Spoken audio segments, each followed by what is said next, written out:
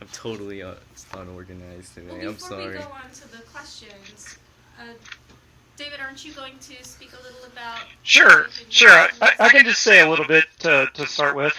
So my paper at the conference that Sabrina and I were at were on a term from the Rig Veda, Rita, which means cosmic order or social order or moral order. And it's a term that encompasses the Vedic hymns and the practices associated with chanting the Vedic hymns and doing the Vedic fire rituals. Because I think that oftentimes when we look at Indian philosophy, we can't help but bring especially some of our Western culture to those practices. And oftentimes in Western philosophy, we think of the individual as primary, and then individuals sort of link up to form, say, a political entity or to enter into relationships and contracts with each other. And we seldom think of unity first and sort of integral unity, the integral unity of all things. So the Rig Vedic term of Rita refers to like our situation within all of nature and the ways in which humanity is linked with the non-human world, with the gods, with the plants and animals and trees and the processes of nature. So the paper was sort of an attempt to think of unity as primary rather than thinking of duality as primary. And when we begin to think that way, it changes the whole way that we think about yoga. Because normally the way that the word yoga is used today is to refer mostly to asana practice, doing the postures. But even that is usually done with an idea of physical fitness or even like lifestyle enhancement. You know, having a six pack abs or whatever. Just basically wanting to look good. So you guys probably know that yoga means union, and asana was one of Patanjali's 8 limbs of yoga. There's 7 other limbs. Usually, people when they're talking about yoga, they think about the asana practice, but they also think of breath control. But they don't think about meditation. They don't think about saying mantras or maybe performing a homa ritual or a puja ritual, doing those things that traditionally went along with yoga. So I was trying to do a little comparison and contrast between what I called consumerist yoga and what I called Vedic yoga. And finally, the debt to non-human beings.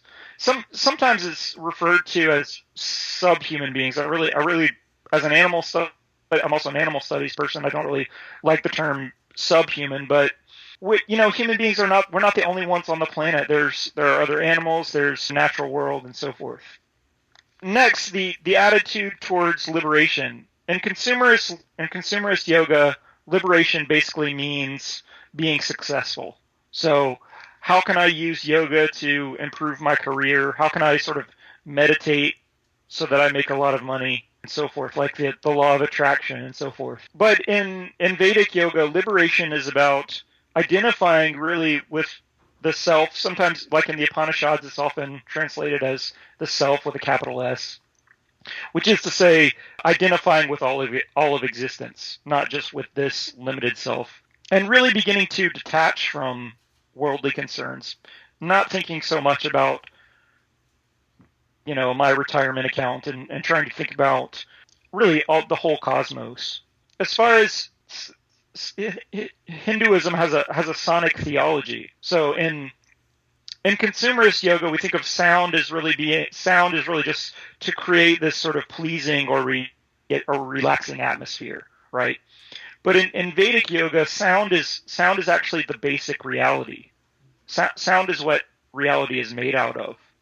So uh, sound is the means by which the universe is created and sustained and destroyed. So when we chant the Om, we're actually um, entering into the sonic basis of all reality. We're allowing the primal song to course through ourselves. It's not something that it's actually not even something that we do. It's something that we join. And then finally, I said that in consumerist yoga, divinities and scriptures are optional trappings of yoga that you can sort of set aside if you want to. If you pick up yoga journal, there will be pictures of deities on almost every page, but what does it mean to have a picture of a deity if you don't have the practices that go along with it? Whereas in Vedic yoga, the divinities are a way of leading the mind into ultimate reality, and the ritual practices are really technology for leading the mind to higher states of awareness.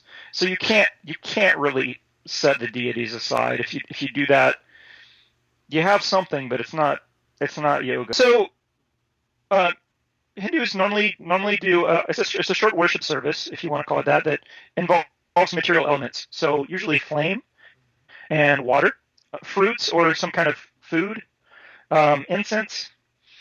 Usually a bell is rung at a certain point in the puja, and all these elements come together in a simple prayer service, where you're offering food to the deity, you're bathing the deity, you're giving the deity water to drink, just like you would if that were a person right in front of you.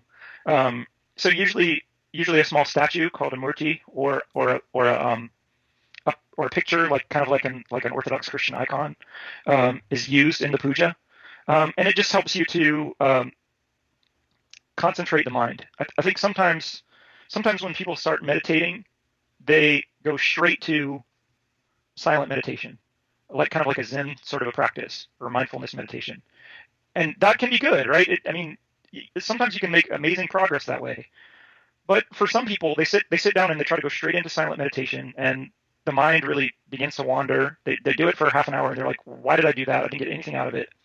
And I think if that's the case for you, I think that trying the puja can really be beneficial, because you don't have to work so hard to concentrate your mind, because doing the ritual actions is like a built-in meditation. It's like a guided meditation, if you will, that simply by lighting the incense and circling it 3 times while you're saying this prayer, or giving the deity a spoonful of water. They're very simple actions, but they have a profound meaning. And you can do a puja that lasts like 20 minutes, but it can feel more effective than sitting in silent meditation for several hours. And I still believe in silent meditation. I still do silent meditation, but I intermix it with puja rituals or mantra practice.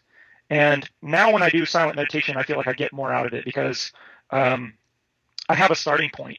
I think we would all like to reach the state where we're meditating on the formless absolute, but it's pretty hard to just go straight to formlessness.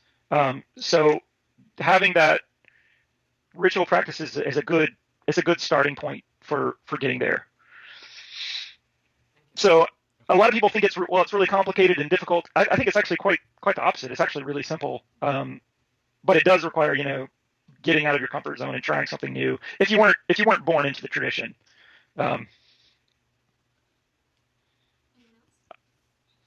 Reactions on Tai Chi and see if it would help a lot, or I think I think Tai Chi is beautiful, and I wish I did it myself, but I don't.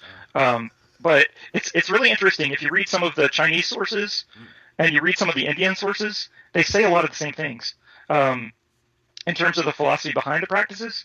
So I would think there's more similarity than anything else. I mean, obviously the movements are different, but when I read about prana or I read about chi, it kind of sounds like the same thing to me. And I don't want to minimize. I mean, certainly there are differences, but in terms of what they try to achieve, I think they're kind of trying to achieve the same thing.